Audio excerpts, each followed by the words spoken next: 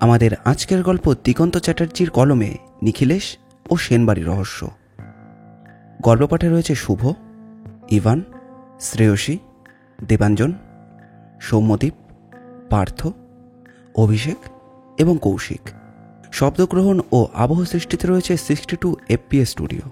নির্দেশনায় রয়েছে প্রয়াণ ও দেবলীনা, পরিচালনায় প্রয়াণ গোস্বামী এবং প্রচ্ছদ অঙ্কনে রয়েছে কপারম্যান অভিব্রত। গল্পটা মন দিয়ে শুনুন। তবে হ্যাঁ, আমাদের চ্যানেলটিকে সাবস্ক্রাইব না করে থাকলে অবশ্যই করবেন।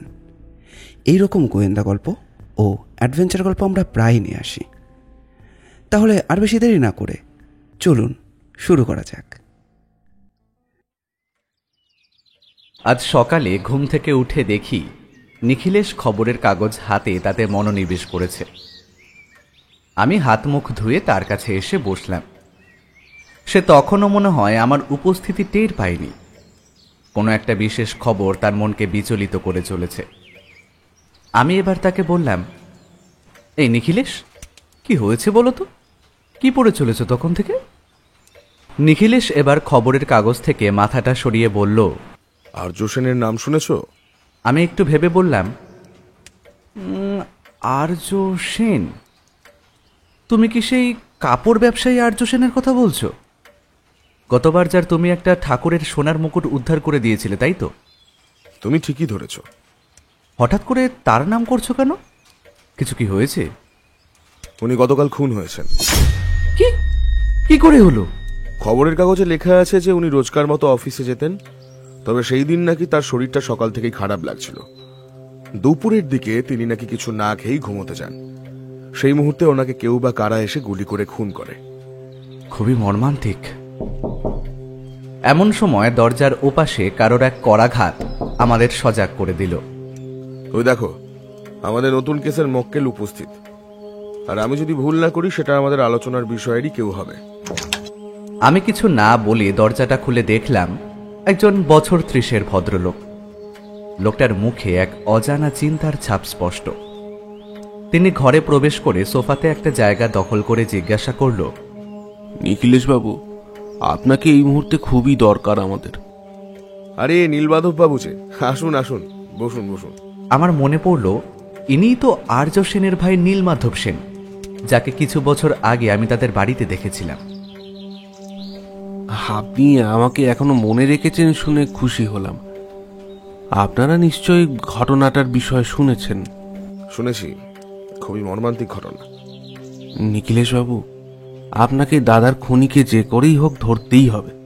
সে না হয় হবে, তার আগে আপনি বলুন ঘটনাটা আসলে কি ঘটেছিল। নীলমাধববাবু বলতে শুরু করলেন, তাহলে সমস্ত ঘটনা শুরু থেকেই বলা ভালো। শুনুন নিখিলেশ বাবু, আমাদের টেক্সটাইলের ব্যবসা যে কত পুরনো এবং ঐতিহ্যময় তা আপনি জানেন। শুধু কলকাতাতেই নয়, ভারতবর্ষের চারিদিকে আমাদের নাম আর সুখ্যাতি রয়েছে। ব্যবসার জন্য আমাদের শত্রুরও অভাব নেই, তবে সেটা যে কোনো খুনের পর্যায়ে পৌঁছবে তা নয়। সেটা ব্যবসার প্রতিদ্বন্দ্বিতা পর্যন্তই সীমিত। আমাকে প্রায়ই হিসাব নিকাশ দেখার জন্য বাইরে বাইরে ঘুরতে হতো। দাদা সেরকম বাইরে যেত না, ওই দায়িত্বটা আমি নিজের কাঁধেই তুলে নিয়েছি। দাদা অফিসের কাজটা করত। কিছু বছর হলো বাজারে নতুন এক কোম্পানির আবির্ভাব হয়েছে। কোম্পানিটির নাম তিওয়ারি অ্যান্ড সন্স। তো এই কোম্পানির মালিকের নাম সুদর্শন তিওয়ারি। বললে বিশ্বাস করবেন না, ভদ্রলোক কলকাতায় টেক্সটাইলের একটা বিরাট ফ্যাক্টরি খুলতেই উনি বেশ পরিচিতি লাভ করেন। দূর দূর গ্রাম থেকে আসা গরিব লোকেদের কাজ দিতে থাকেন, বরং আমাদের থেকে অনেক বেশি টাকা দিয়ে কাজ দিতে লাগেন, যার জন্যে আমাদের শ্রমিকরাও তাদের কোম্পানিতে গিয়ে কাজ করতে শুরু করে। এইসবের জন্য গত 1 মাস ধরে আমাদের কোম্পানির যে কি ক্ষতি হয়েছে তা আপনাকে আর কি বলবো নিখিলেশ বাবু। এবার ঘটল আসল ঘটনাটা। একদিন দাদাকে সুদর্শন বাবু বাড়ি এসে নিমন্ত্রণ করে গেলেন, তার নাকি জন্মদিন। দাদা ব্যবসায় তাকে পছন্দ না করলেও তিনি এই ঝামেলাটাকে বেশি বাড়াতে চাইছিলেন না। সেজন্য তিনি তার জন্মদিনের অনুষ্ঠানে যান। আমারও যাওয়ার কথা ছিল, তবে সেদিন আমি একটু অসুস্থ ছিলাম, তাই আমার আর যাওয়া হয় না। আমার বদলে যায় দাদার সহকর্মী কৌশিক। অনুষ্ঠান থেকে দাদার ফেরার কথা ছিল রাত 10টা নাগাদ, তবে দাদা ফেরে রাত 2টোর সময়। আপনি বললে বিশ্বাস করবেন না, যে দাদার কোনোদিন চায় নেশা ছিল না, সেই দাদা রীতিমতো নেশা করে বাড়ি ফেরে। দাদার এই কাজ দেখে বাড়ির সবাই প্রচন্ড অবাক হয়ে যায়। পরদিন আমি দাদাকে গতকালের ঘটনার ব্যাপারে জানতে চাইলে দাদা আমায় ব্যাপারটা এড়িয়ে যায়। তারপর থেকে দাদার শরীরটা হঠাৎ করে খারাপ হতে শুরু করে। সেই সময় দাদা অফিস খুবই কম যেত, বাড়িতে বসে আনমনে কিসব ভাবতে থাকতো। বাড়ির সবাই এমনকি বৌদিও যদি কি হয়েছে জানতে চাইতো, উনি কিছুই বলতেন না। তো গতকাল আমি গেছিলাম কলকাতার ফ্যাক্টরিতে হিসেব নিকাশ নিতে। যখন আমি বেরোই, দাদা তখনও ঘুম থেকে ওঠেনি। আসলে দাদা প্রত্যেকদিন দেরি করেই ঘুম থেকে ওঠে।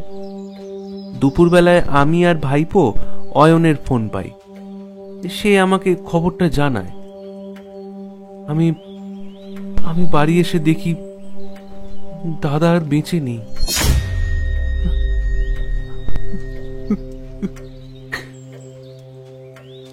আপনি দয়া করে কাঁদবেন না, নিজের মনকে শক্ত করুন। আপনি এটা বলুন তো, আপনি কাকে সন্দেহ করছেন? হ্যাঁ, ওই ওই ওই শয়তান তিওয়ারিকে আর আর ওই কৌশিককে। কৌশিককে? আসলে ওই ছেলেটার বয়স খুবই অল্প। ও হলো দাদার সেক্রেটারি। দাদার শরীর খারাপ হওয়ার পর থেকে ও দাদার সমস্ত কাজগুলো করত। কিছুদিন ধরেই কৌশিকের ব্যবহারে আমি একটু অসঙ্গতি দেখতে পাই। সমস্ত কাজই সবার চোখের আড়ালে করত। আমি যদি ওকে কাজের বিষয়ে জানতে চাইতাম, তাহলে প্রায়ই ও আমাকে এড়িয়ে যেত। তাই আমার মনে হচ্ছে সে এই খুনের পেছনে দায়ী হতে পারে। আচ্ছা, বুঝলাম। আমি আমার সাধ্যমতো চেষ্টা করব আপনার দাদার খুনিকে বার করতে। ধন্যবাদ। আপনি চা খাবেন? না না, আজ থাক, সেটা না হয় অন্যদিন হবে। আজ তাহলে আসছি। আপনারা তাহলে কখন যাবেন? আজ বিকালেই আমরা পৌঁছে যাব। আমাদের কথাবার্তা শেষ হতে নীলমাধব বাবু বিদায় নিলেন। তিনি চলে যাওয়ার পর আমি নিখিলেশকে বললাম, নিখিলেশ, নীলমাধব বাবুর কথায় মনে হলো যে তিনি ওই সুদর্শন বাবু আর ওই কৌশিক নামের ছেলেটাকেই দোষী মনে করছেন। অমরজিৎ ওনাদের বাড়ি গিয়ে পরিবেশটা না দেখলে বোঝা মুশকিল যে কে খুনি। তবে আমরা এই মুহূর্তে নীলমাধব বাবুকেও খুনি ধরে চলব। সে তো অবশ্যই, এটাই তো আমাদের কাজ। তাহলে বিকেলে যাচ্ছি তো? হ্যাঁ, আজ বিকেলেই যাব।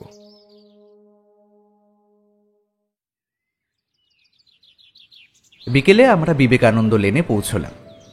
এই লেনের মধ্যেই সেন বাড়ি রয়েছে। এইদিকে লোকজনের কোলাহলটা অন্যান্য অঞ্চলের থেকে কম। এই দিকের প্রায় প্রত্যেকটা বাড়ি সচ্ছল। বহুদিন আগে এই দিকে এসেছিলাম আর্যবাবুদেরই এক কেসের মীমাংসার জন্য। ওনাদের বাড়ির দুর্গাপুজো কলকাতার অন্যতম পুরনো ও ঐতিহ্যপূর্ণ। সেই বাড়িরই দুর্গা ঠাকুরের সোনার মুকুট চুরি হয়ে গেলে নিখিলেশের ডাক পড়ে। পরে জানা যায় যে নীলমাধব বাবুর স্ত্রী রীমা দেবীকে আর্য দেবীর মা সেই মুকুট রাখতে দেন। রীমা দেবীর হঠাৎ করেই স্মৃতিশক্তি হ্রাস পাওয়ার অসুস্থতা ছিল।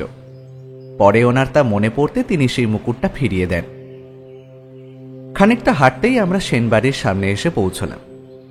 এই বাড়িটা এতটাই বৃহৎ যে এখনো তার আকৃতি বলে সমগ্র অঞ্চলে শাসন করে চলেছে। হ্যাঁ, এই সেই সেনবাড়ি, যে বাড়িতে এখন এক বিশৃঙ্খলার সৃষ্টি হয়েছে।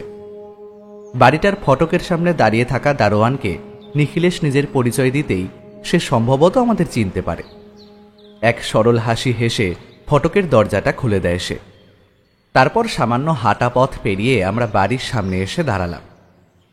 দারোয়ান কাউকে ডাকার জন্য বাড়ির ভেতরে চলে যায়। বাড়ির বাইরে একটা সুন্দর বাগান রয়েছে। বাড়িটা দেখে বোঝাই যায় বাড়িটা বাইরে থেকে যতটা সুন্দর, ভেতর থেকে তার চেয়েও বেশি সুন্দর। কিছু বছর আগের সেনবাড়ি আর আজকের সেনবাড়ির মধ্যে রয়েছে বহু তফাৎ। আধুনিকতার ছোঁয়া লেগেছে এই বাড়িতে। নিখিলেশ এসে থেকে চারিদিকটা দেখে চলেছে।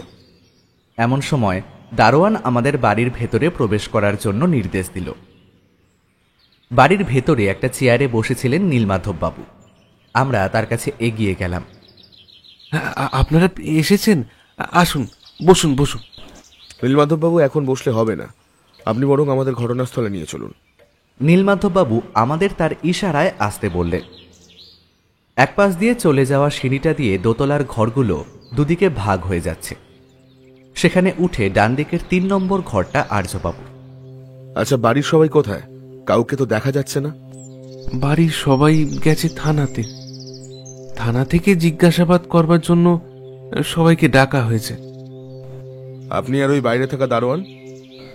আমাদের গতকালই বাড়িতে জিজ্ঞাসাবাদ করা হয়ে গেছিল। আসলে বৌদি চাইছিলেন না যে বাড়িতে এরপর আর কোনো রকম সমস্যার সৃষ্টি হোক, তাই সবাই সেখানেই গেছে। আপনার হয়তো সমস্যা হবে তদন্ত করতে, তাই না? সে একটু হবে বই কি, তবে আমি তো এখনো আছি, পরে জিজ্ঞাসাবাদ করা যাবে। আমরা ঘরে প্রবেশ করলাম। ঘরের দরজা বাইরে থেকে বন্ধই ছিল। ভেতরে প্রবেশ করতেই আমার চোখে পড়ল দেওয়ালে টাঙানো একটা ছবি। ছবিটার মধ্যে যে ভদ্রলোক দৃশ্যমান তিনি হলেন আর্য সেন। ছবিটা সম্ভবত পুরনো। আগে যখন আমরা এই বাড়িতে তদন্ত করতে এসেছিলাম তখন তাকে খানিকটা এইরকমই দেখতে ছিল। নীলমাধব বাবু আমাকে ছবিটার দিকে তাকিয়ে থাকতে দেখে তিনি বললেন, দাদা সত্যি খুব ভালো মানুষ ছিল, আমাকে প্রচন্ড ভালোবাসত। তিনি ছিলেন খুবই ঠান্ডা প্রকৃতির। তাকে যে কে মারলো কে জানে।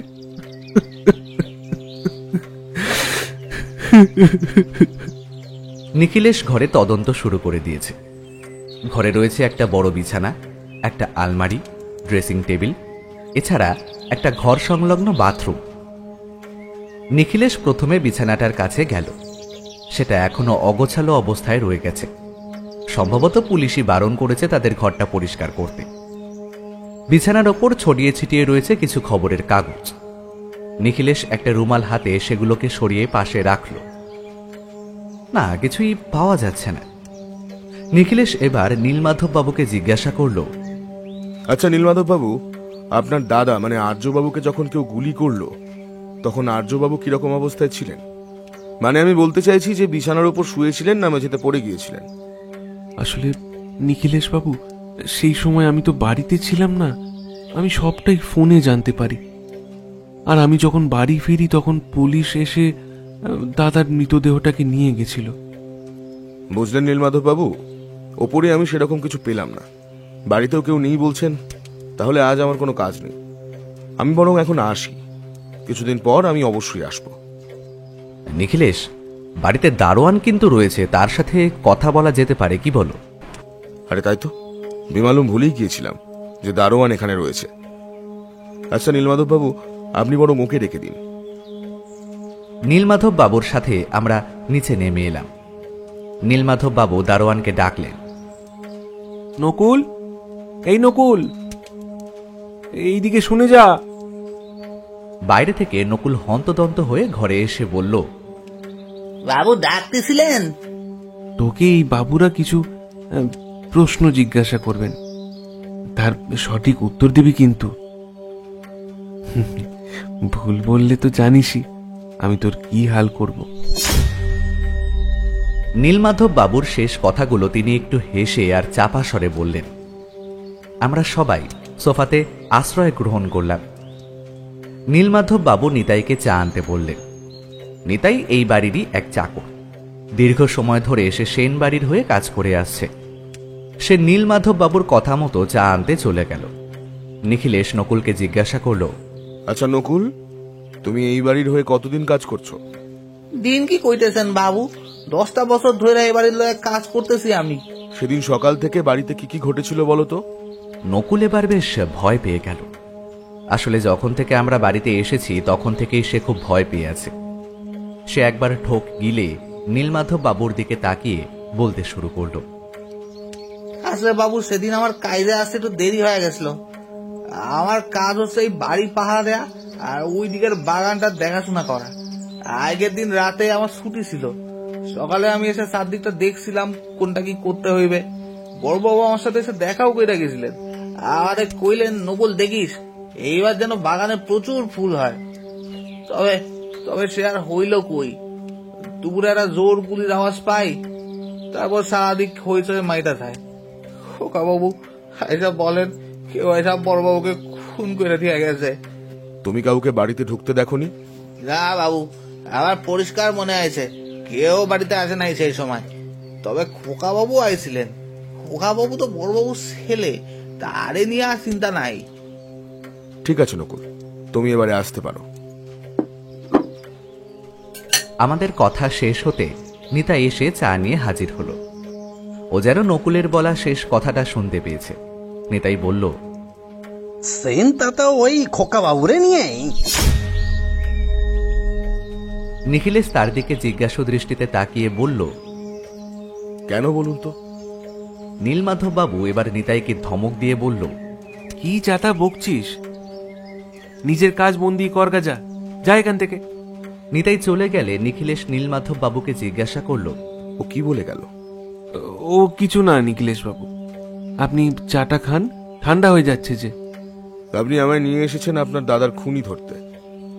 আপনি যদি চান তাহলে বলুন কি হয়েছে। যদি সন্দেহের তালিকা বলেন তাহলে খোকা বাবু ওরফে দাদার ছেলে অয়নও এর মধ্যে পড়বে। নিখিলেশ চায়ে চুমুক দিয়ে বলল, সেটা কিভাবে? আসলে অয়ন হলো দাদার দত্তক নেওয়া পুত্র। বৌদির বাচ্চা হওয়ার ব্যাপারে অনেক সমস্যা ছিল। ডাক্তাররা বলেছিলেন যে তিনি আর কখনো মা হতে পারবেন না।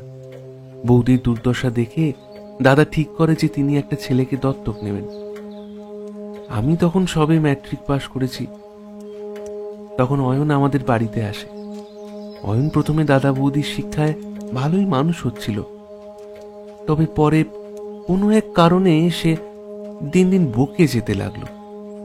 গত 3 বছরে হেন কোনো নেশা নেই যা অয়ন করেনি। সারা দিন নেশা করে বাড়িতে এসে মার খেত। দাদা এমনি শান্ত ছিলেন, তবে তবে একবার রাগ তার এলে তা সহজে যেত না। তো গত 2 মাস ধরে অয়নের মাথায় চাপে জুয়া খেলার নেশা। গোপনে বৌদির অনেক গয়না বিক্রি করে ও জুয়া খেলত। দাদা একদিন তা জানতে পারলে ওকে সেদিন প্রায় মেরে ফেলার জোগাড়। শেষে আমি আর বৌদি দাদাকে আটকালাম। কিছুদিন ধরেই অয়ন আমার কাছে অনেক টাকা চাইছিল। আমি ওকে বারণ করে দিয়েছিলাম। একদিন আমি শুনতে পাই যে অয়ন নাকি দাদাকে খুন করার হুমকি দিয়েছে, টাকা দিচ্ছে না বলে।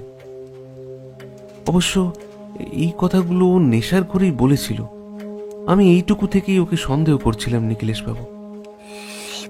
নিখিলেশ চায়ের শেষ চুমুকটা দিয়ে বলল, ঠিক আছে, আমি আজকের মতো আসছি। আমি কাল অথবা পরশু আবার আসবো। অবশ্যই, এখন তো আপনিই একমাত্র ভরসা। আমরা বাড়ি থেকে প্রস্থান করলাম। যাওয়ার সময় দেখলাম নকুলের মুখে এক অজানা ভয়। সেই আতঙ্ক ভরা মুখ নিখিলেশও নজর এড়াল না।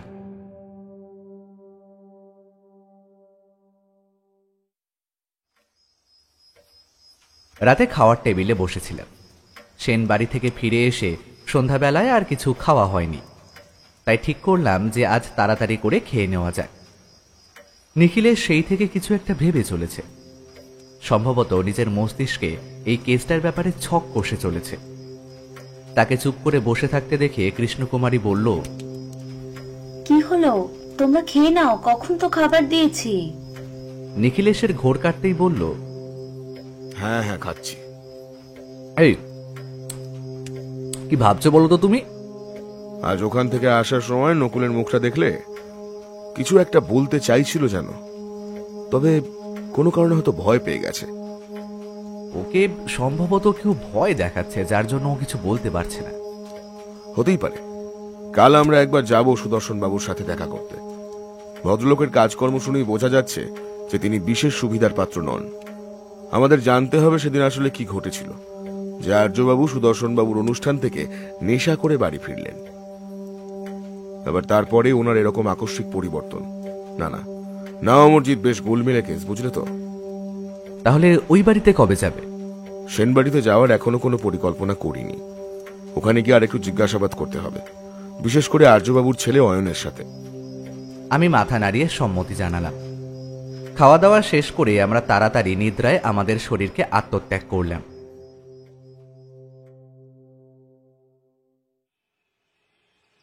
সকাল সকাল আমি আর নিখিলেশ বেরিয়ে পড়লাম তিওয়ারি অ্যান্ড সন্সের উদ্দেশ্যে।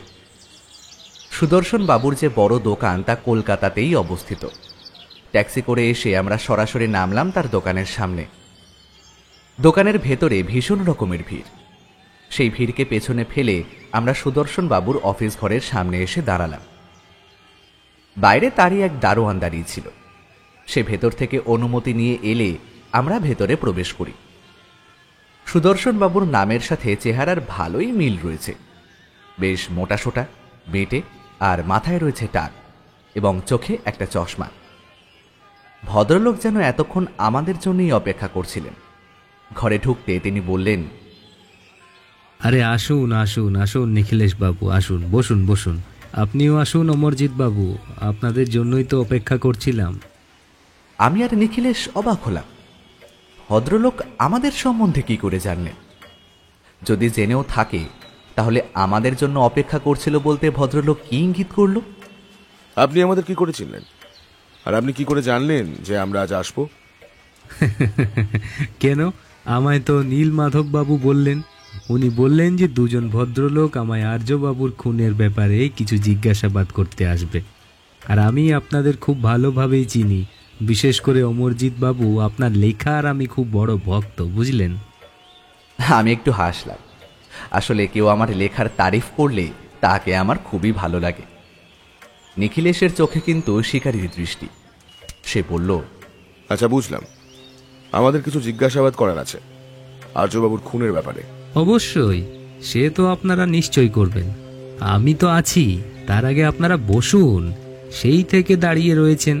আপনারা চা খাবেন তো?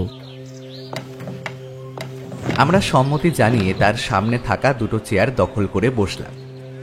সুদর্শনবাবু কোনো একজনকে চা আনার জন্য নির্দেশ দিলেন। আচ্ছা, আপনি তো একজন মারোয়ারি, তাহলে এত সুন্দর বাংলা কিভাবে বলছেন? সুদর্শনবাবু হাসি খুশি মানুষ। একবার হেসে তিনি বললেন, নিখিলেশ বাবু, আমি মারোয়ারি নয়, আমার মা হলেন বাঙালি আর বাবা হলেন মারোয়ারি। প্রথমে আমি ব্যবসা করতাম গুজরাটে, তবে হাতে কিছু টাকা পয়সা আসার পর ঠিক করি যে এই কলকাতার মতো জায়গায় ব্যবসা করার জন্য অতুলনীয়। আর যদি সেটা টেক্সটাইলের হয় তাহলে তো বাঙালিরা এতে বেশি আগ্রহী, ঠিক কি না নিখিলেশ বাবু? সে আপনি ঠিকই বলছেন। এবার আসছি কাজের কথায়। আপনি আর্যবাবুকে কতদিন ধরে চেনেন? আমি ওনাকে চিনতাম বহুদিন ধরেই, তবে সেটা ব্যবসার খাতিরে। তবে ব্যক্তিগতভাবে তাকে আমি চিনি মাস 2-3 হবে। শুনলাম নাকি আপনার সাথে ওনার শত্রুতা রয়েছে?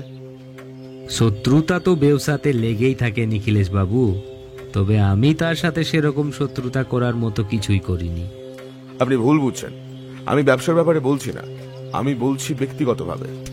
কি বলছেন নিখিলেশ বাবু? তাহলে 1 মাস আগে আপনার জন্মদিনের অনুষ্ঠানের রাতে কি এমন হয়েছিল যে তারপর থেকে আর্যবাবু নিয়মিত অফিস যাওয়া ছেড়ে দিলেন? আচ্ছা, আমি বুঝেছি, সেদিন আপনাকে নিমন্ত্রণ করা হয়নি বলে আপনি এইসব কথা বলছেন। নিখিলেশের ঠান্ডা মাথায় পারদ ঢেলে দিলেন সুদর্শনবাবু। এতক্ষণে তার শান্ত গলা ভারী হয়ে গেল। সে বলল, সুদর্শনবাবু, আমি আপনার সাথে রসিকতা করতে আসিনি। আপনাকে যা বলা হচ্ছে তার যথাযথ উত্তর দিন। সুদর্শনবাবু নিখিলেশের এই আকস্মিক পরিবর্তনে খানিক থতমত খেয়ে বলল, আসলে সেদিন আর্যবাবুর অনুষ্ঠানে আসতে বেশ দেরি হয়ে গেছিল।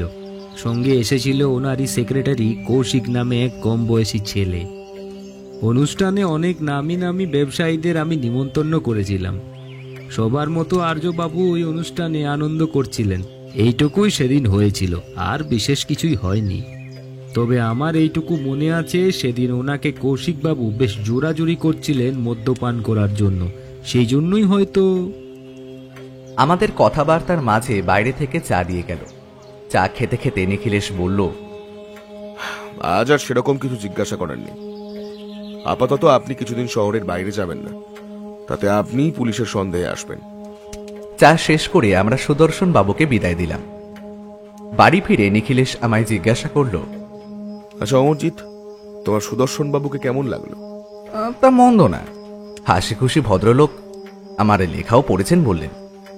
তাহলে তুমি তো পাতা ফাঁদে পা দিয়ে ফেলেছ। কেন বলো তো? ভদ্রলোক অত্যন্ত ধুরন্ধর লোক আর অত্যন্ত চালাক। ওনার বলা কথাগুলো যে কতটা সত্যি সে বিষয়ে আমার যথেষ্ট সন্দেহ আছে। এর কারণ বলাটা কিন্তু এই মুহূর্তে কঠিন, তবে আমি যদি খুব ভুল না করে থাকি তাহলে আর্যবাবুর মৃত্যুর পিছনে তিনি কোনো না কোনোভাবে জড়িত। আমি বুঝলাম যে নিখিলেশ ঠিকই ধরেছে। লোকটা ভীষণ মিষ্টিভাষী, আর অধিকাংশ ক্ষেত্রে দেখা যায় এইসব কেসে এইসব ব্যক্তিদের এক গুরুত্বপূর্ণ ভূমিকা থাকে। লোকটা কথার মাধ্যমে হয়তো আমাদের মন জয় করে নিয়েছে। তবে আমি নিখিলেশের বুদ্ধির বিশ্বাসী। আমি বললাম, নিখিলেশ, তাহলে কালকে কি করবে ঠিক করলে? কালকের প্রধান কাজ আমাদের সেনবাড়িতে আর একবার রওনা দেওয়া। হ্যাঁ, ওই কৌশিক নামে ছেলেটার সাথে কথা বলা। সুদর্শন বাবু আর নীলমাধব বাবুর কথা শুনে যা বুঝলাম, ওই ছেলেটা আর্যবাবুর অত্যন্ত বিশ্বস্ত সহকর্মী। ওর সাথে কথা বলা খুবই জরুরি। তাড়াতাড়ি করে আমাদের একটা না একটা সূত্র দরকার, বুঝলে তো অমরজিৎ? এখন রাত হয়েছে, এখনকার মতো ঘুমিয়ে নেওয়াই ভালো। নিখিলেশের কথা মতো ঘুমোতে চলে গেলাম। তবে আজ রাতে আমার সেরকম ঘুম এলো না। বুঝলাম কোনো এক অজানা অস্থিরতা আমার মনকে রীতিমতো গ্রাস করেছে।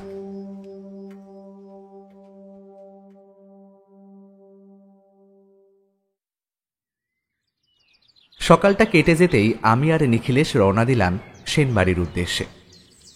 সকাল থেকেই নিখিলেশের মেজাজ বেশ ফুরফুরে হয়ে আছে। না হলে গতকাল সুদর্শনবাবুর অকারণ রসিকতায় নিখিলেশের মেজাজ যে অবস্থায় গিয়েছিল, সেখানে ইচ্ছে করলেই সে তার মুখের অবস্থা এক ঘুষিতে বিগড়ে দিতে পারত। সেক্ষেত্রে সুদর্শনবাবুর মুখের অবস্থা যে কি হতো তা ভাবলেই হাসি পেয়ে যায়। এইসব ভাবতে ভাবতে আমরা সেনবাড়ির সামনে উপস্থিত হলাম। বাড়ির বাইরে নকুল ছিল না। অনুমতি ছাড়া যাওয়া ঠিক হবে কিনা ভাবতেই দেখি আমাদের পেছনে নীলমাধব বাবু হাঁটতে হাঁটতে আসছেন। তিনি হয়তো তখনও আমাদের লক্ষ্য করেননি। খানিক পর আমাদের দেখতেই বললেন, আপনারা তা বাইরে দাঁড়িয়ে আছেন কেন? ভেতরে চলুন। সে না হয় যাবো, আপনি কোথায় গিয়েছিলেন বা আপনার মুখটাই বা এরকম দেখাচ্ছে কেন? কিছু হয়েছে কি? আমার আশঙ্কাই সঠিক হলো নিখিলেশ বাবু। দাদার সহকর্মী কৌশিক নামে ছেলেটা, সে নিখোঁজ। আর সাথে সাথে বাড়ির সমস্ত কাগজ আর দলিল কিছুই পাওয়া যাচ্ছে না। আমি আর নিখিলেশ প্রচন্ড অবাক হয়ে গেলাম। নিজের কানকে বিশ্বাস করাতে পারছি না যে এই কেসের এক বিরাট সন্দেহজনক ব্যক্তি এখন নাকি নিখোঁজ। নিখিলেশ নীলমাধব বাবুকে জিজ্ঞাসা করল, কি করে হলো? গতকাল আপনারা চলে যাওয়ার পর পর বাড়ির সবাই ফিরে আসে। আমাকে বৌদি বলে যে কৌশিক নাকি পুলিশ স্টেশনে যায়নি। আমি এখন ওখান থেকেই আসছি। পুলিশ বলল যে কৌশিকের বাড়িতে নাকি তালা লাগানো। তারা অবশ্য খোঁজ শুরু করেছে, দেখা যাক কি হয়। আপনারা বরং বাড়িতে চলুন। নিখিলেশ আর আমি এগিয়ে চললাম বাড়ির উদ্দেশ্যে। ভেতরে বাগান রয়েছে, নানা রকমের ফুলও ফুটে আছে। নকুল খুব ভালো করে এদের পরিচর্যা করেছে। বাড়ির ভেতর থেকে মৃত্যুর কান্নার শব্দ ভেসে আসছে। বাড়িতে ঢুকতেই এক মর্মান্তিক দৃশ্য। সবাই ঘরের মেঝেতে আর্যবাবুর ছবির সামনে বসে শোক পালন করছে। আমার বেশ খারাপ লাগলো। কালকে আর্যবাবুর ঘরে দেখা তার ছবিতে আজ রজনীগন্ধার ফুলের মালা পড়েছে। খুবই অদ্ভুত এই পৃথিবী, যে রজনীগন্ধায় মালা বদল করে মানুষের বিবাহের মতো এক পবিত্র অনুষ্ঠানে লিপ্ত হয়, আবার সেই রজনীগন্ধা মৃত্যুর পর তার ছবিতে দেওয়া হয়। নিখিলেশ আর আমি অপ্রস্তুত হয়ে পড়লাম। আমরা এমন সময় এসে পড়েছি যে এই মুহূর্তে কোনো কাজের কথা বলা উচিত হবে না। নিখিলেশ নীলমাধব বাবুকে জিজ্ঞাসা করল, নীলমাধব বাবু, এখন আমাদের কাজের কথা বলা এই মুহূর্তে উচিত হবে না। নিখিলেশ বাবু, আমাদের শোক পালন করলে তো দাদার আত্মা শান্তি পাবে না।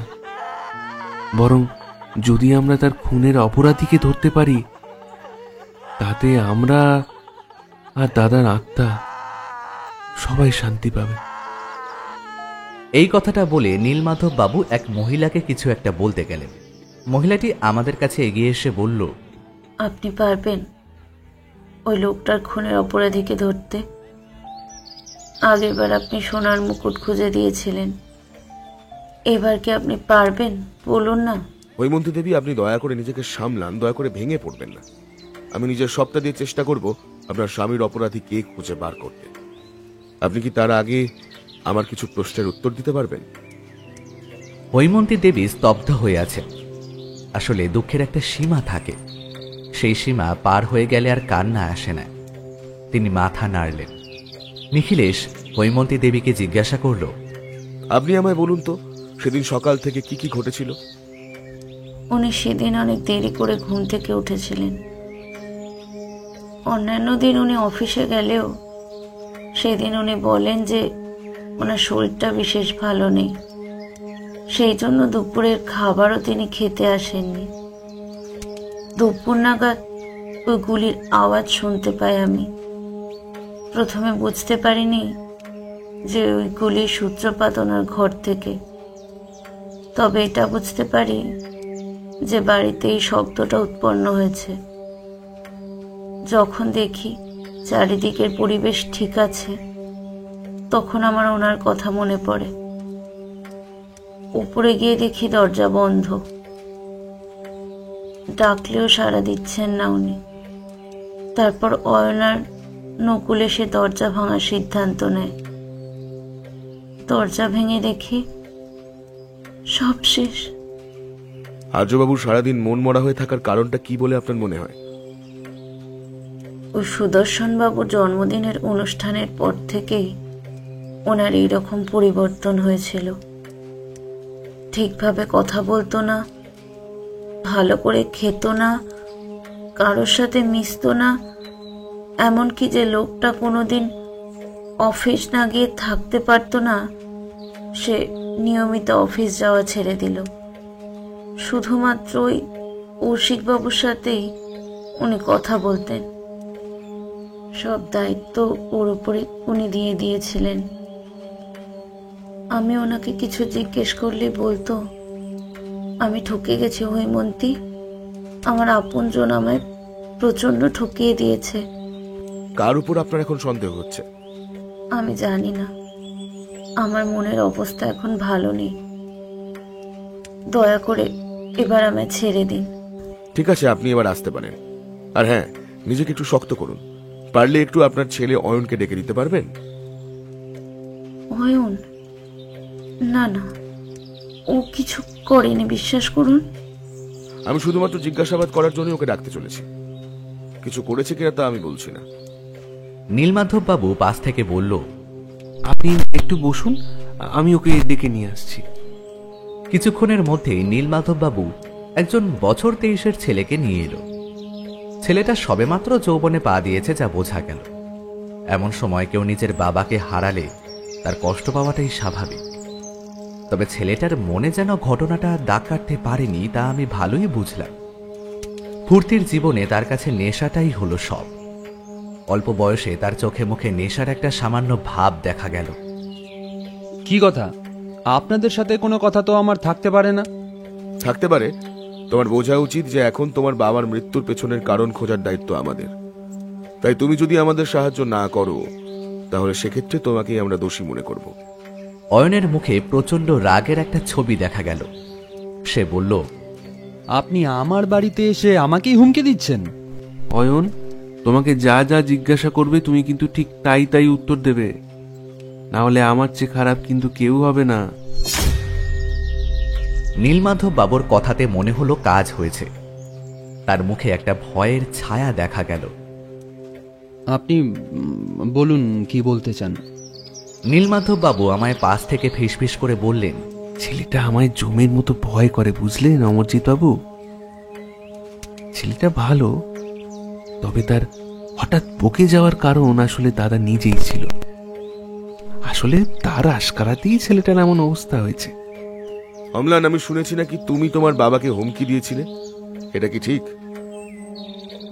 না, ওটাকে হুমকি বলে না। আমার মাথাটা সেদিন হঠাৎ গরম হয়ে গেছিল, সেজন্যই রাগের মাথায় আমি তাকে উল্টোপাল্টা বলে দিয়েছিলাম। রাগের মাথায় কেউ তার বাবাকে মৃত্যুর হুমকি দেয় জানতাম না। ওই লোকটা মুড়েছে, ভালো হয়েছে। আমি আর মা কত করে বলেছিলাম যে সবাইকে বিশ্বাস করতে নেই, তা শুনলেন না উনি। নিজের পাপের শাস্তি এখন পাচ্ছে। নীলমাধববাবু অপ্রস্তুত হয়ে পড়লেন। আমতা আমতা করে বললেন, এই, অয়ন, নিজের বাবার সম্বন্ধে এরকম কথা কেউ বলে? ভালো করে কথা বলো। বিশ্বাস করতে নেই মানে? কাকে বিশ্বাস করতে নেই বলছো? নীলমাধববাবু আগ বাড়িয়ে বললেন, ও নিশ্চয়ই কৌশিকের কথা বলছে নিখিলেশ বাবু, ঠিক কি না অয়ন? হয়তো। আমি এখন আসছি, আমার আর ভালো লাগছে না। নীলমাধববাবু অয়নকে আটকাতে গেলে নিখিলেশ তাকে বারণ করে, মানে সে এখন যেতে পারে। নীলমাধববাবু, এখন আমরা আসছি। এখানে আমাদের কাজ আপাতত মিটে গেছে। চলুন আপনাদের এগিয়ে দিয়ে আসি। ধন্যবাদ, তবে আর দরকার পড়বে না। আপনি বরং বাড়ির সবার পাশে থাকুন, আমরা চলে যেতে পারবো। নীলমাধববাবুকে বিদায় দিয়ে আমরা বাড়ির উদ্দেশ্যে রওনা দিলাম। আমার কেন জানি না মনে হতে লাগলো বাড়ির সবাই কিছু একটা লুকোতে চাইছে আমাদের কাছে।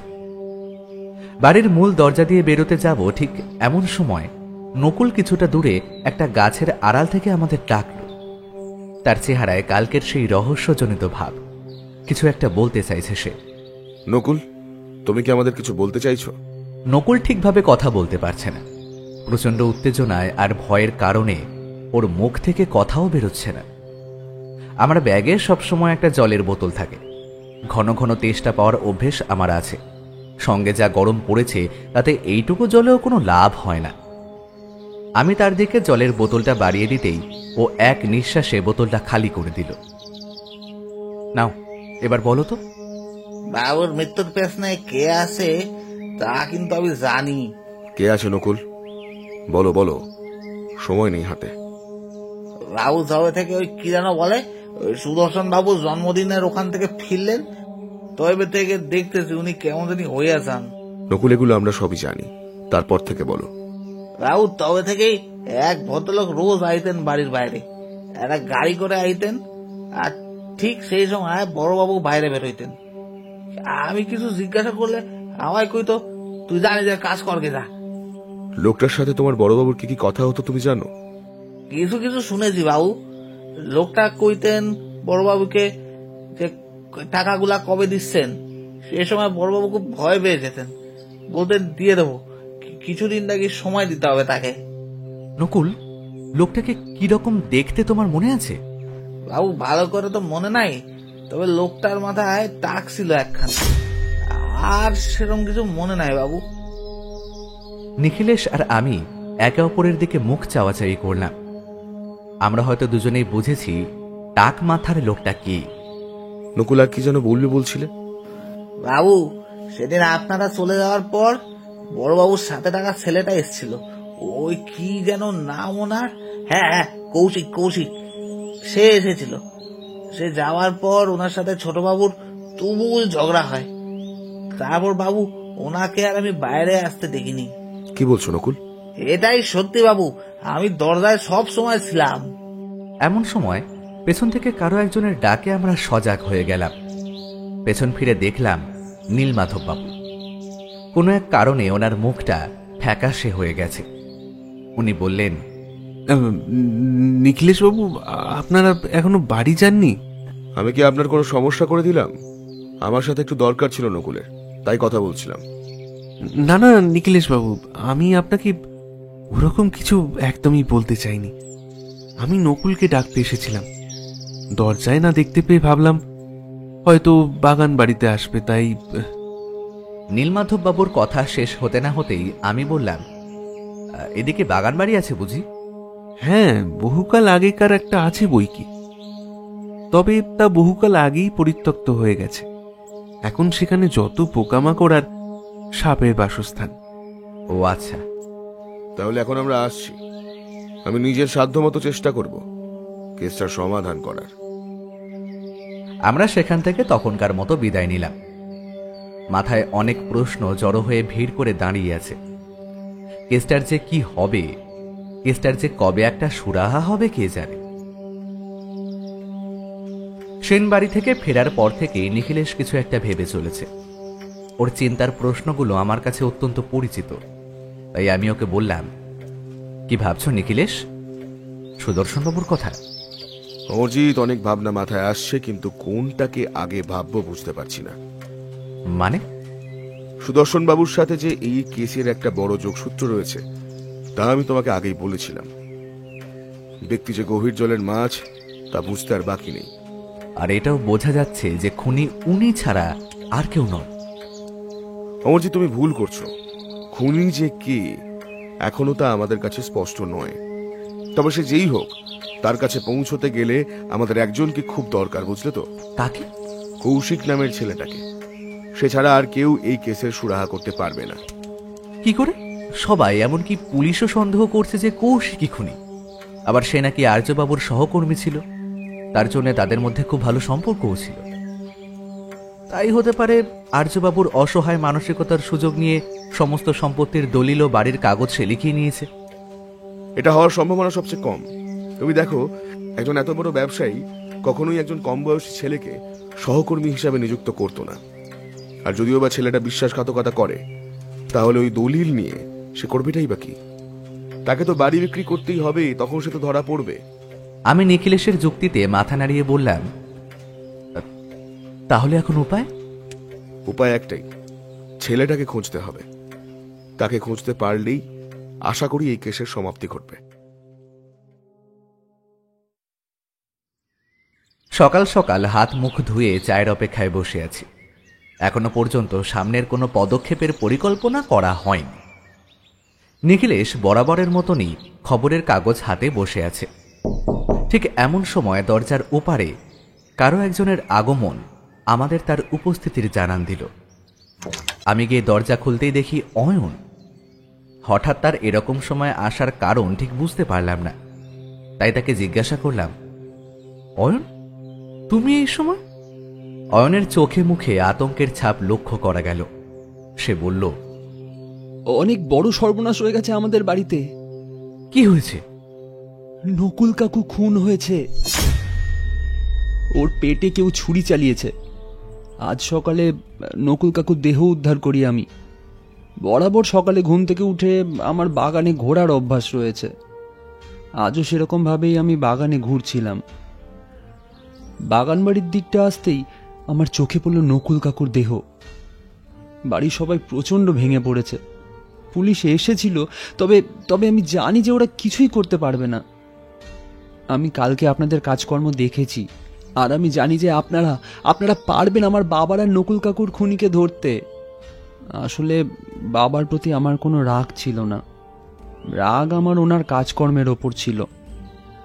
আমি ওনাকে অনেক করে বলেছিলাম যে অজানা কাউকে বিশ্বাস করো না, তবে তা উনি শুনলেনই না।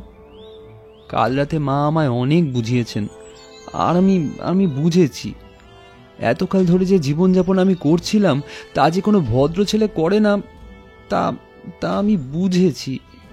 নিখিলেশ আর আমি সমস্ত কথাগুলো শুনে প্রচণ্ড চমকে উঠলাম। আমাদের একমাত্র যে সাহায্য করতে পারত সে হলো নকুল, সেই কিনা মারা গেল। অয়ন, আমরা এক্ষুনি যাবো তোমার সাথে। ব্যাপারটা যে এতটা গুরুতর হয়ে যাবে আমি বুঝতে পারিনি। সেই ভালো, আপনারা বরং এক্ষুনি চলুন, বিপদকে আর বাড়তে দেওয়া যাবে না। আধ ঘন্টার মধ্যেই আমরা পৌঁছলাম সেন বাড়িতে। বাড়ির বাইরে দুটো পুলিশের গাড়ি চোখে পড়ল। তদন্ত তারা এখনো চালিয়ে যাচ্ছে। বাড়ির বাগানের ডান দিকটাতে অনেক মানুষের ভিড় চোখে পড়ল। দূর থেকে দেখা যাচ্ছে পুরনো আমলের একটা বাড়ি। বুঝলাম কালকে নীলমাধব বাবু ওইটার কথাই বলছিলেন। আমরা এগিয়ে গেলাম ওই জনসমাবেশে। আমাদের দেখতে পেয়ে দূর থেকে এগিয়ে এলেন নীলমাধব বাবু। তার মুখেও চিন্তার এবং হতাশার ছাপ বোঝা যাচ্ছে। নিখিলেশ বাবু, কি যে হচ্ছে? এই নিয়ে দুটো খুন। কি করে হলো তা আমি সবটাই শুনলাম অয়নের মুখে। আমার এখন তদন্ত করা প্রয়োজন আছে। আমি দেখছি কতদূর কি করতে পারি। আমরা এগিয়ে চললাম সামনের দিকে। সামনে পুলিশের দুজন হাবিলদার দাঁড়িয়ে রয়েছে। তারা তাদের মতো করে তদন্ত করছে। হাঁটতে হাঁটতে আমরা ক্রমে বাগান বাড়িটার কাছে পৌঁছে গেলাম। বাগান বাড়িটা এখনো পুরোপুরি নষ্ট হয়ে যায়নি, চাইলেই কেউ এটাকে পুনরায় মেরামত করে বসবাসের বাসযোগ্য করে তুলতে পারে। বাড়িটার দরজার কাছে এগিয়ে গেল নিখিলেশ। বেশ কিছুক্ষণ ধরে সে সেটাকে পর্যবেক্ষণ করল। সামান্য একটা ক্ষীণ হাসির রেখা দেখা গেল তার ঠোঁটের কোণে। কিছু একটা যেন ও দেখতে পেয়েছে বা বুঝতে পেরেছে। আমি তখন তাকে আর কিছু না বলে এগিয়ে যেতে লাগলাম সামনের দিকটায়। নিখিলেশ বাবু, বাড়ির ওই অংশের দেওয়ালটাতে বাবার ঘরটা রয়েছে, ওই যে দেখতে পাচ্ছেন। এই বলে সে তার আঙুল নির্দেশ করল উপরের একটা নীল জানলার দিকে। জানালাগুলো বেশ বড়, তাই ওখান থেকে আর্যবাবুকে মারা খুবই সহজ হবে। তবে এতটা উঁচুতে উঠে তাকে মারা সম্ভব নয়, অর্থাৎ অন্য কোনো কারণ আর্যবাবুর মৃত্যুর পেছনে দায়ী। অয়ন, তুমি আমার একটা কাজ করতে পারবে? কি কাজ বলুন? এই বাগান বাড়ির চাবি আমায় জোগাড় করে দিতে পারবে? চেষ্টা করতে পারি, তবে কেন? সেসব পরে বলবো। তুমি আমায় বিশ্বাস করতে পারো, তবে চেষ্টা করলে হবে না, তোমায় এই কাজ করতেই হবে। আর হ্যাঁ, চোখের আড়ালে কিন্তু তোমায় এই কাজ করতে হবে। কাউকে জানতে দিলে চলবে না যে তুমি বাড়ির চাবি নিয়ে এসেছো। আপনি অপেক্ষা করুন, আমি দেখছি। অয়ন চলে গেলে আমি নিখিলেশকে জিজ্ঞাসা করলাম, বাগান বাড়ির চাবি নিয়ে কি করবে তুমি? দেখোই না মসজিদ, একটা কিছু তো আছেই। কিছুক্ষণের মধ্যে অয়ন চাবি নিয়ে ফিরে এলো। নিখিলেশ ওকে জিজ্ঞাসা করল, কোথায় পেলে চাবিটা? কাকুর ঘরে। মাকে প্রথমে জিজ্ঞাসা করতেই বলল কাকুর কাছে আছে। লুকিয়ে লুকিয়ে কাকুর ঘরে যাই, ঘর খোলাই ছিল। আলমারির আড়ালে একটা বাক্সে চাবিটা ছিল, আর তারপর নিয়ে চলে এলাম। দারুণ কাজ করেছো তুমি। নিখিলেশ, তুমি কি করতে চাইছো বলো তো? ওই বিষাক্ত পোকামাকড়দের আস্তানায় গিয়ে বিপদ ডেকে এনে কি লাভ আছে? হ্যাঁ, এই সামান্য বিপদটা না নিলে হবে না। আমরা আবার এগিয়ে গেলাম বাগান বাড়িটার কাছে। এই বাড়িটা লম্বায় অনেকটা বড়, চওড়ায় খুব একটা নয়। বাড়িটা দীর্ঘদিন পরিত্যক্ত হওয়ার ফলে বাড়ির দেওয়ালের ফাটলের আনাচে কানাচে যত আগাছাড়া বাস নিয়েছে। নিখিলেশ তালাটা খুলল। একটা ব্যাপার লক্ষ্য করলাম, বাড়িটার মূল দরজার তালাটা অনেকটা নতুন। কারণ পুরনো হলে তাতে এতকালে মরচে ধরে যেত। তবে যে কালে নীলমাধববাবু আর নকুল বলল এই বাড়িতে কেউ আসে না, তবে আবার বহুকাল বাদে কোনো বন্ধ বাড়ির দরজা খুললে যে অন্যরকম দুর্গন্ধ বের হয় তা কিন্তু বোঝা গেল না। নিখিলেশ, এই বাড়িটাকে দেখে তো মনে হচ্ছে না যে এটা বহুকাল বাদে খোলা হলো, বরং যেন এই বাড়িটা প্রায় খোলা হয়েছে। তুমি ঠিকই ধরেছ অমরজিৎ। আর হ্যাঁ অয়ন, তুমি একটা টর্চ এনে দিতে পারবে? কিছু যে দেখা যাচ্ছে না। অয়ন টর্চ আনতে চলে গেল। ভেতরের অন্ধকার বাড়িটাকে গ্রাস করেছে। অন্ধকারে কিছুই বোঝা যাচ্ছে না যে কি আছে ভেতরে। অয়ন কিছুক্ষণ বাদেই টর্চ হাতে ফিরে এলো। নিখিলেশ টর্চ জ্বালতেই দেখলাম যে বাড়ির ভেতরটা অনেকটা বড়। বাড়িটা প্রথমত একতলা, তারপর ভীষণ লম্বার জন্য বাড়িটাকে ভেতর থেকে অতিকায় দেখাচ্ছিল। বাড়িতে দুটো ঘর, তাও সেগুলো ছোট ছোট। একদম সামনের দিকে খানিকটা মঞ্চের মতো করা আছে। সম্ভবত এককালে এখানে নাচ গান হতো। তবে সব জায়গায় এত বন আগাছা জন্ম নিয়েছে যে বাড়িটার বেশি ভেতরে যাওয়া সম্ভব নয়। নিখিলেশের কথা অনুযায়ী আমরা বাড়ির প্রথম ঘরটা খোলার জন্য এগিয়ে গেলাম। তবে সেটাকে শত চেষ্টার পরেও খোলা গেল না। বহুকাল ধরে সেটাকে না খোলার জন্য সেটা কোনো কারণে আর খুলছে না। এবার আমরা এগিয়ে গেলাম দ্বিতীয় দরজাটার কাছে। সেটাতে একবার হ্যাচকা টান মারতেই দরজাটা খুলে গেল। নিখিলেশ তার হাতে থাকা টর্চের আলো তুলে ধরল। সেই আলোতে আমরা দেখলাম যে ঘরের মাঝে একটা চেয়ার, তার পাশে পড়ে আছে কিছু দড়ি। আমাদের আন্দাজটাই সঠিক, এই ঘরে কিছু না কিছু হয়েছে। নিখিলেশ, তাহলে কি? হ্যাঁ, তুমি ঠিকই ধরেছ, এই ঘরেই কৌশিককে বেঁধে রাখা হয়েছিল। তবে এখন জানতে হবে কে বেঁধেছিল। তাহলে ওই ছেলেটা অপরাধী নয়? হয়তো নয়, এর সম্ভাবনা সব থেকে কম। আর কে যে আসল অপরাধী তা আজ রাতেই প্রমাণ হবে। অয়ন, তোমার যার একটা কাজ করতে হবে। কি কাজ? আগে বলো, বিকালের দিকে এই দিকে কেউ আসে না তো? না না, এই দিকে সেরকম কেউই আসে না, তবে নিতাই মাঝে মাঝে আসে। ও প্রায় হাওয়া খেতে এই দিকে আসে। তাহলে শোনো, আজ বিকালে আমি আর অমরজিৎ এখানে আসব, আর এই বাড়িরই একটু পাশ করে লুকিয়ে থাকবো। তুমি মনে করে সন্ধ্যার সময় চলে এসো। আর হ্যাঁ, সাথে করে দুটো টর্চ আর একটা মশা মারার ধূপ আনবে। আমার মনে হচ্ছে অপরাধী হয়তো তোমাদের ফাঁসাতে চাইছে, না হলে অন্য কিছু ব্যাপার রয়েছে এর পিছনে। এসব কিছুই জানা যাবে আজ রাতে। যে অপরাধী সে আজ আসবেই। অয়ন মাথা নাড়াল। নিখিলেশের মুখ দেখে যা বুঝলাম ও এখন আত্মবিশ্বাসী। আমরা সন্তর্পণে বাড়ি থেকে বেরিয়ে এসে চাবিটা লাগিয়ে দিলাম। অমরজিৎ, তুমি এখন বাড়ি যাও, আমি একটা কাজ মিটিয়ে আসছি। কি কাজ?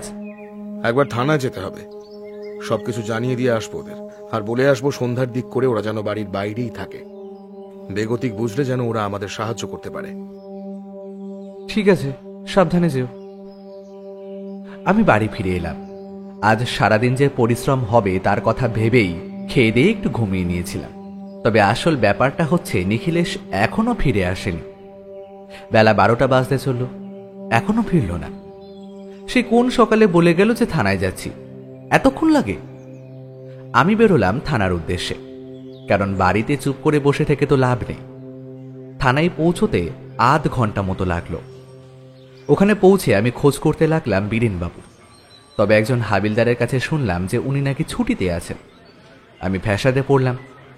চুপ করে থানার ভেতরে থাকা একটা চেয়ারে বসে পড়লাম। চিন্তা হতে লাগলো, এখন কি করব, কার কাছে যাব? আমায় হতাশ হয়ে বসে থাকতে দেখে সামনে থেকে কারো এক ডাকে আমার হুঁশ ফিরল। একজন পুলিশের আধিকারিক। উনি আমায় বললেন, নমস্কার, আমার নাম ধৃতিমান সান্যাল, আর আপনি তো অমরজিৎ বাবু, মানে নিখিলেশ বাবুর বন্ধু।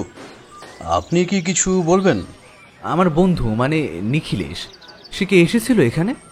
হ্যাঁ এসেছিল, তবে সে তো কোন সকালে আমার সাথে কথা বলেই চলে গেছিল। আমি থমকে গেলাম। এই আশঙ্কাই আমি করেছিলাম। আমি বললাম, কিন্তু ও তো বাড়ি ফেরেনি। কি? আপনারা দয়া করে কিছু করুন। সে তো অবশ্যই, আমার মনে হচ্ছে কি এটা ওই দুষ্কৃতীদেরই কাজ। ওরা কোনোভাবে নিখিলেশ বাবুকে অপহরণ করে নিয়েছে। তাহলে এখন কি করবেন? শুনুন তাহলে, আমার যতদূর মনে হচ্ছে নিখিলেশ বাবুকে আমরা পাবো কৌশিক নামে ছেলেটার সাথেই। তাই আমার মতে আমরা নিখিলেশ বাবুর পরিকল্পনাতেই তৈরি হয়ে থাকব। আজ সন্ধ্যার দিকে আমি আমার দল নিয়ে চলে যাব সেনবাড়িতে। আপনার আর নিখিলেশ বাবুর তো বিকালে যাওয়ার কথাই ছিল। হ্যাঁ, বিকেলেই আমরা যেতাম। তাহলে তো হয়েই গেল, আজ বিকালেই আপনি পৌঁছে যাবেন।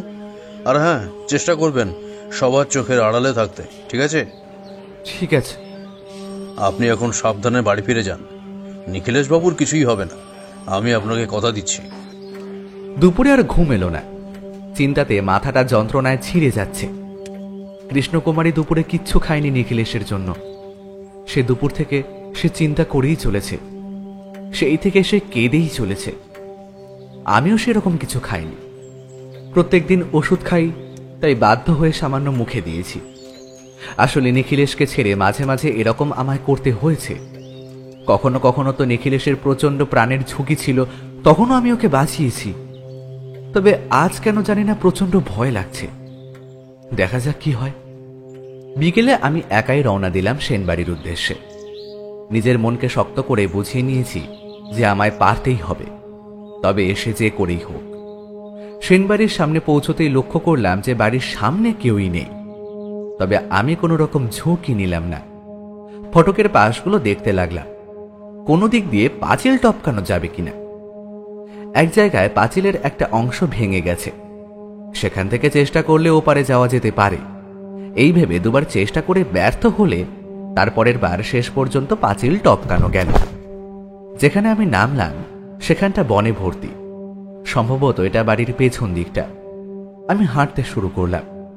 এদিকটা বাগানের অংশে পড়ে না। এখান থেকে বোঝা যাচ্ছে যে সেন বাড়িটা কত বড়। কিছুক্ষণ হাঁটার পর পৌঁছলাম বাগান বাড়িটার কাছে। সেখানে কাউকে দেখা যাচ্ছে না। বাড়িটার একটা ভাঙা জানলা দিয়ে উকি মারলাম, না, কেউ নেই। এই ফাঁকা জায়গায় যে কিভাবে সময় কাটাবো কে জানে। নিখিলেশ থাকলে গল্প করে সময়টা কেটে যায়, একা থাকলে সেটা আর হয় না। ধীরে ধীরে সন্ধ্যা হতে লাগলো। একসময় দূর থেকে কারো এই দিকে আসার পায়ের আওয়াজ শুনতে পেলাম। ভালো করে লুকিয়ে পড়লাম একটা গাছের পেছনে। পায়ের আওয়াজটা আরো জোরে শোনা যেতে লাগলো। একটা ক্ষীণ ও ধীর গলার স্বর শুনতে পেলাম। নিখিলেশ বাবু, ও নিখিলেশ বাবু, অমরজিৎ বাবু।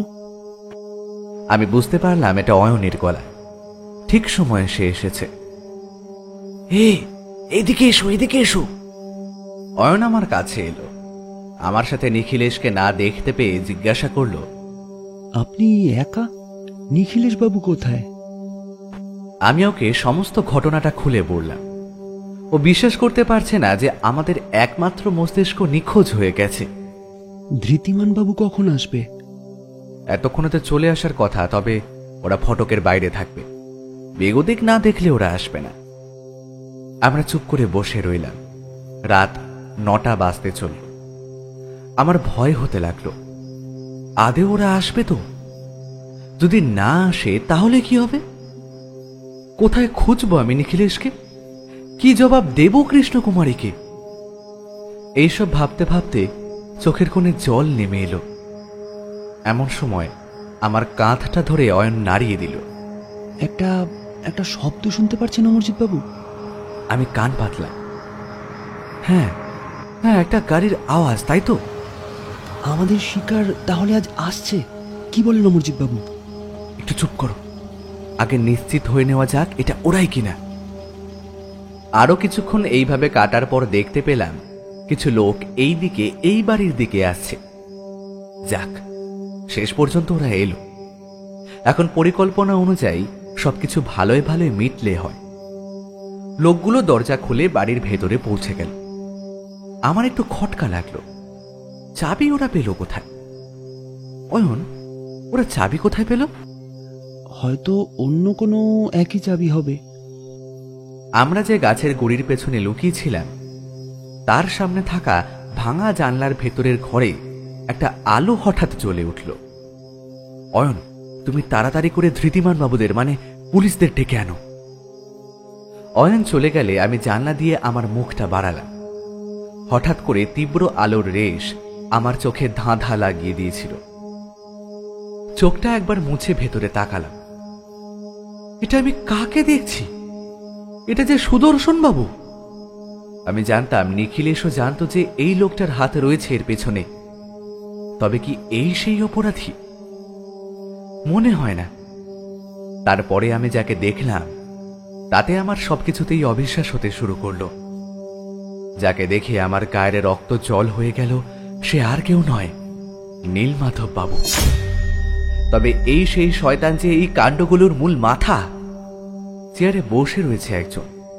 সে সম্ভবত কৌশিক, যাকে সবাই অপরাধী ভেবেছিল। তবে নিখিলেশ কোথায়? কিছু হলো না তো ওর?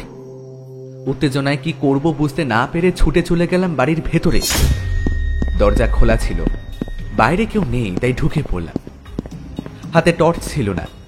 আলোর উৎসকে দেখে তার দিকে ছুটতে লাগলাম। ঘরটার কাছে পৌঁছে দাঁড়িয়ে গেলাম। দরজাটা খোলা। ভেতর থেকে তাদের গলার আওয়াজ শুনতে পাচ্ছি। উঁকি মেরে গোটা ঘরটা এক মুহূর্তের জন্য চাক্ষুষ করে দেখলাম যে ঘরের ভেতরে রয়েছে নীলমাধব বাবু, সুদর্শন বাবু আর কৌশিক। নিখিলেশকে সেখানে সত্যিই দেখা গেল না। আমি কান পেড়ে তাদের কথাগুলো শুনতে লাগলাম। কেউ যেন বলছে, দলিলটা দিবি কিনা বল, না হলে তোর অবস্থাও খারাপ করে দেব। বুঝতে পারলাম যে এটা নীলমাধব বাবুর গলা। তবে আমি ভাবতে লাগলাম, নিখিলেশ কোথায় গেল? ওরা কিছু করে দেয়নি তোর? আবার কান পাতলাম। এবার বলছে, এইটুকু ছেলের পেটে পেটে এত, আর্যবাবুর হয়ে কাজ করে তোর কি হলো? বরং এইটা আমাদেরকে দিয়ে দে, তাতে তোকেও আমরা কিছু টাকা দেব। গলাটা শুনে বুঝতে পারলাম এই গলাটা সুদর্শন বাবুর। দিবি কিনা বল। কিছুতেই তোদের মতো শয়তান লোকেদের আমি কখনোই দলিলটা দেব না। তোরা আমার বাবার তুল্য মানুষটাকে মেরেছিস, সাথে ওই নির্দোষ দারোয়ানটাকে। কি দোষ ছিল ওদের? লোকগুলো হাসতে লাগলো। ওরা কথাবার্তা বলছিল, এমন সময় কেউ একজন আমার পিঠে হাত রাখলো। কে রাখলো আমার পিঠে হাত? ভয়ে আমার হৃৎপিণ্ড বেরিয়ে আসতে চাইল। পেছন ফিরে তাকাতেই চমকে উঠলাম। নিখিলেশ! চুপ করো এখন, বাইরে চলো, কোনো কথা বলবে না। আমি প্রচন্ড চমকে গেছি। আমার মাথায় কিছুই ঢুকছে না কি করা উচিত। আমি আর নিখিলেশ বাইরে বেরিয়ে এলাম। তুমি এখানে কি করে এলে? তুমি কি জানো সারাদিন আমি তোমায় কত খুঁজেছি? সব বলবো বন্ধু, তবে আগে এই শয়তানগুলোকে শায়েস্তা করতে হবে। আমি অনেকক্ষণ হলো অয়নকে ধৃতিমান বাবুদের ডাকতে পাঠিয়েছি, এখনো তো এলো না। ওই দেখো।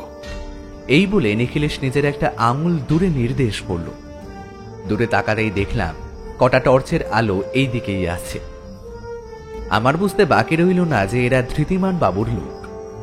ভেতরে ভেতরে যে ভয়ের জন্ম নিয়েছিল তা ক্রমে সাহসে পরিণত হলো।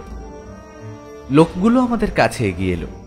ওদের মধ্যে ছিল অয়ন আর ধৃতিমান বাবু। নিখিলেশ বাবু, আপনি এখানে কি করে এলেন? আপনি তো নিখোঁজ হয়ে গিয়েছিলেন। ধৃতিমান বাবু, আমি সবাইকে সবকিছু বলবো, তবে সেটা পরে। এখন এই মুহূর্তে আমাদের ওই লোক দুটোকে ধরতে হবে। লোক দুটো বলতে কে কে? সেটা গিয়েই দেখতে পাবে। আগে চলো, প্রশ্ন পরে হবে। আমরা বাড়ির সামনে চলে এলাম। বাড়ির ভেতর থেকে এবার একটা চাপা চিৎকারের আওয়াজ শুনতে পাওয়া যাচ্ছে। আমরা দৌড়ে পৌঁছে গেলাম ঘরটার কাছে। বেশি কিছু না ভেবে ঘরে ঢুকে গেলাম। ঘরে গিয়ে দেখি আর এক অবাক কাণ্ড। মেঝেতে লুটিয়ে আর্তনাদ করছে সুদর্শন বাবু। কেউ ওর হাঁটুতে গুলি করেছে।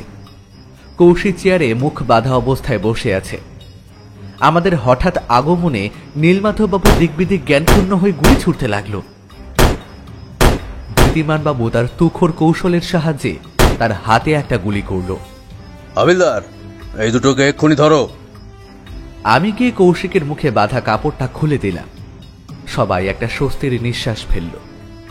দূরে দাঁড়িয়ে সব দেখছিল অয়ন। ওর চোখে জল।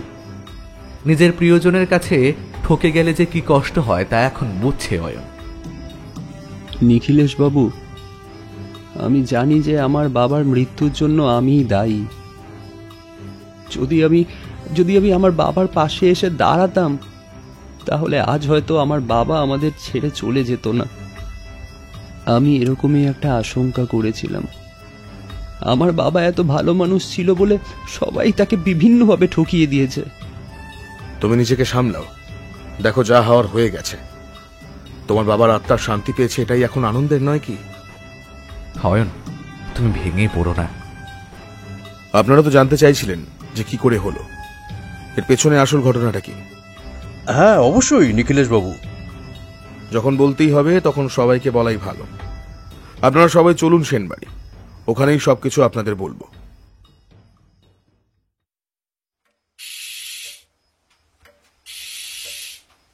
রাত এই মুহূর্তে 10টা।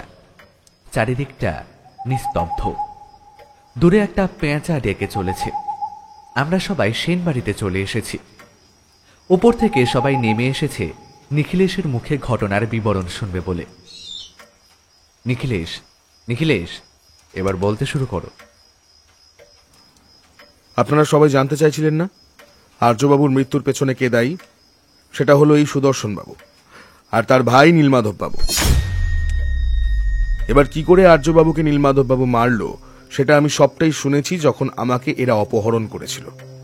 তার আগে বলি, সেদিন রাতে, মানে সুদর্শন বাবুর জন্মদিনের রাতে কি হয়েছিল। তার জন্মদিনে নিমন্ত্রিত ছিলেন আর্যবাবু আর নীলমাধব বাবু।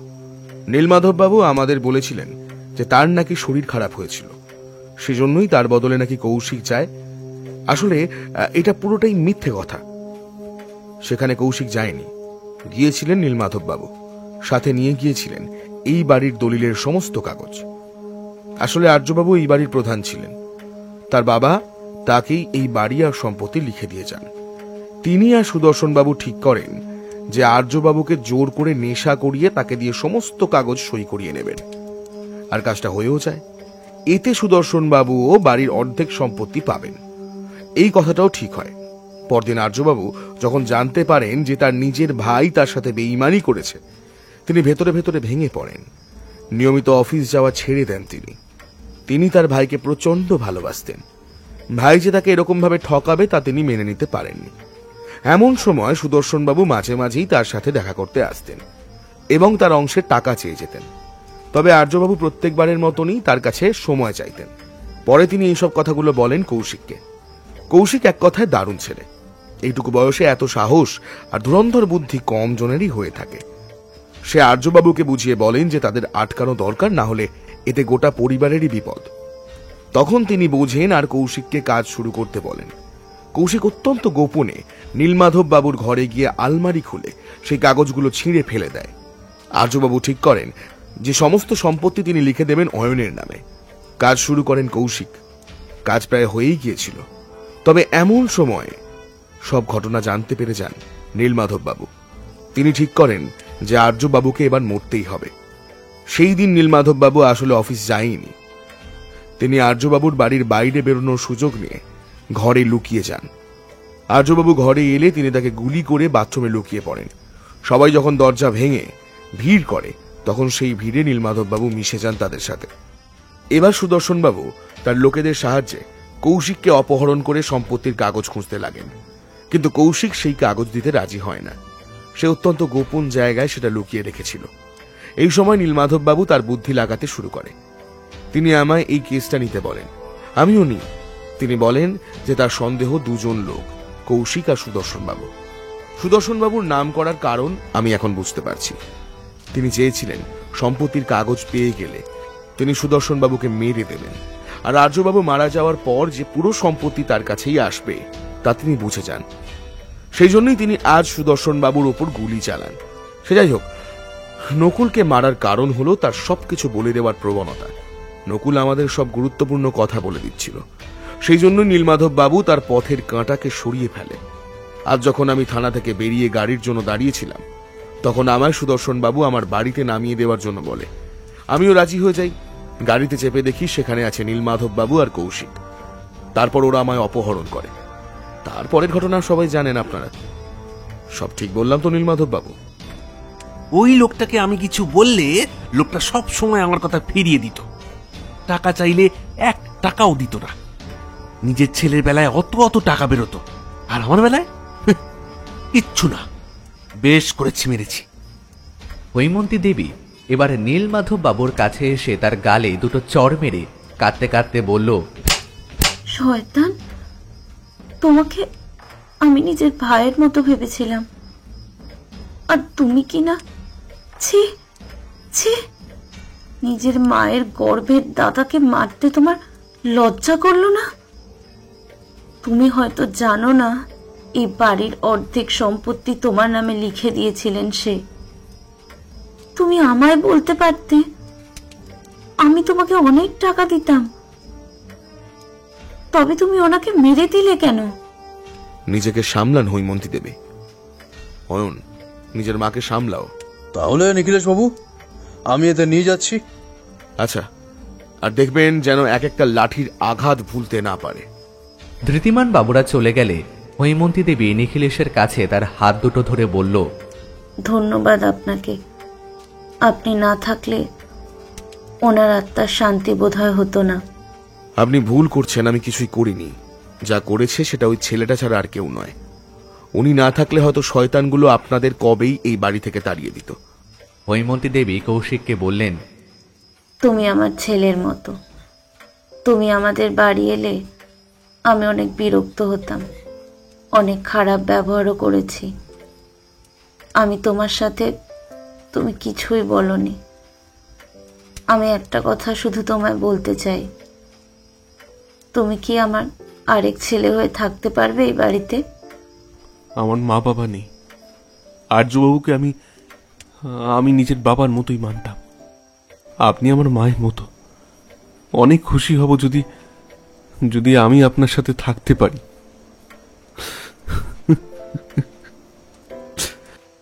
একে অপরকে জড়িয়ে ধরে কাঁদতে লাগলো কৌশিক আর হৈমন্তী দেবী। হৈমন্তী দেবী, আমরা তাহলে আজ আসছি। সাবধানে যাবেন, আর হ্যাঁ, মাঝে মাঝে আসবেন আমাদের বাড়িতে। আপনার ঋণ আমরা কখনোই শোধ করতে পারবো না। আপনারা বাড়ির গাড়িতে করে যান, এত রাতে হয়তো আর গাড়ি পাবেন না। অয়নের কথা অনুযায়ী আমরা তাদের গাড়িতে চেপে চলে এলাম বাড়িতে। বাড়িতে যে কৃষ্ণকুমারী কি অবস্থায় আছে কে জানে। বাড়িতে ঢুকতেই দেখা গেল চেয়ারে বসে বসে কৃষ্ণকুমারী কেঁদে চলেছে। কৃষ্ণকুমারী তাকে দেখতে পেয়ে দৌড়ে এসে জড়িয়ে ধরল। কি ভালোবাসা এদের মধ্যে! ভালোবাসা সত্যি মায়ায় ভরা, তাতে এতটুকু খুঁত নেই, না আছে কোনো জটিলতা। পৃথিবীর সমস্ত ভালোবাসা এইভাবেই যেন অটুট থাকুক। আমাদের আজকের গল্পটি ভালো লাগলে অবশ্যই লাইক এবং কীরকম লাগলো সেটি কমেন্ট করে জানাবেন। আমরা আপনাদের মধ্যে থেকে একটি কমেন্ট পিন করে দেব। এই রকম গোয়েন্দা গল্প ও অ্যাডভেঞ্চার গল্প আমরা প্রায় নিয়ে আসি। আমাদের চ্যানেলটি ঘুরেও আসতে পারেন। আমাদের চ্যানেলটিকে সাবস্ক্রাইব করে আমাদের পাশে থাকবেন। আপনাদের ভালোবাসা একান্ত কাম্য। ধন্যবাদ।